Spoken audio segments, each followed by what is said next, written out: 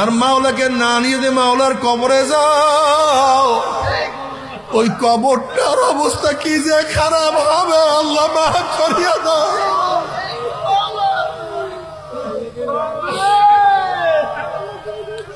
গুর্জের বাড়ি তো সহ্য করতে পারবা না আল্লাহ।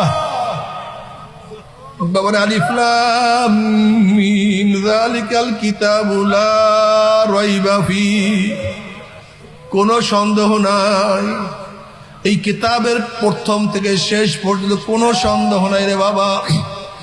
নেককারদের জন্য জান্নাত, তার মধ্যে সন্দেহ নাই। বদকার গুনাহগারদের জন্য জাহান্নাম, তাতেও সন্দেহ নাই। নেককারদের জন্য জান্নাত, তাতেও কোনো ভুল নাই। আর গুনাহগারদের জন্য জাহান্নাম, তাতেও কোনো সন্দেহ নাই রে বাবা। আল্লাহ পাক গুনাহগারদের জন্য এমন জাহান্নাম তৈরি করিয়া রাখছে,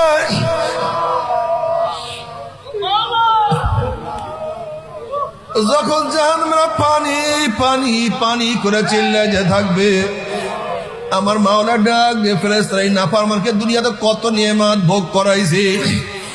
একটা জেতা মাছ উঠাইয়া পাচার মারছে, পাচারের সরে মাছটা ব্যাকা হইয়া গেছে। খা বন্ধ, আমি তোদের জন্যই হালাল করছি। একটা মুরগি জবাই দিয়া ফেলাইছে, মুরগিটা কত লাফালাফি করছে। খা বন্ধ, আমি খা তোদের জন্যই হালাল করছি। একটা গরু বান্ধিয়া জবাই দিয়া ফেলাইছে, গরুটা কত লাত্তি করছে। খা বন্ধ, আমি তোদের জন্যই হালাল করছি। একটা গাভীর বাচ্চা বান্ধিয়া রাখছে, সারা রাত্র বান্ধিয়া রাখছে।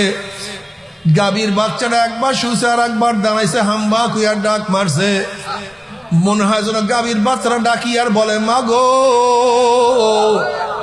জিব্রা গলা শুকায় গেছে, পেট আর সহ্য করতে পারি না, এক চুমুক দুধ দাও।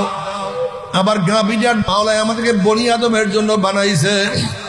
এই বনি আদম খাইয়া লইয়া যতটুক থাকবে তা খাইয়া মাওলা শুকরিয়া আদায় করবি।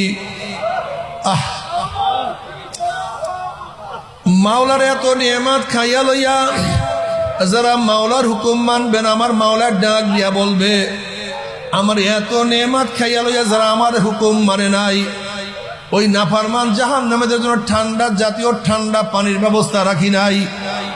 লা ইয়াযুকুনা ফিহা বারদান ওয়ালা শারাবা ইল্লা হামিমা ওয়া গাসসাকা জাযাআন ওয়াফাকা।